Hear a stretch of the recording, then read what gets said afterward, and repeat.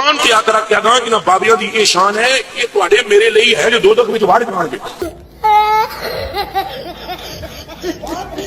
کوئی انہاں نوں منن منان والا ٹر گیا بلکہ منن منان دور دی گل ہے انہاں نال اٹھن بہن والا او اٹھن بہنا بھی دور دی گل ہے کسے کدے انہاں نال کھلو کے نماز پڑھ لئی تے اونوں بھی دوزخ وچ نہیں رہن دین گے. اجے میں سرکار دی گل نہ پیا کردا اجے تے میں گل گھاٹا دی کردا پیا سرکار تے اجے براؤل براؤل براؤل برا ہے.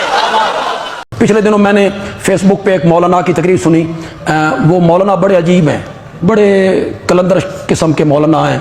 ادھی تقریر ادھے ٹر کے کر دیں, ادھی تقریر ادھے ٹر کے کر دیں, ادھی تقریر بہ کے, ادھی کھلو کے, ادھی لیٹ کے. کبھی کبھی لیٹ جاتے ہیں اور یوں تقریر کرنے لگتے. وہ کہتے تقریر کر رہے تھے, کھڑے ہو کر ادھر ادھر گھوم رہے تھے. وہ کہہ رہے تھے اے جنہ پیراں نوں اساں مندے ہاں اگر اساں جہنم وچ ٹر گئے انہاں پیراں جہنم وچ وڑ جانا. پیراں جہنم وچ وڑ جانا ٹھیک ہے ماشاءاللہ, پیراں دی عزت ٹھیک کیتی جے. انہاں اندر وڑ جانا تے چن چن کے اپنے مریداں نوں کڈ کے لے آنا.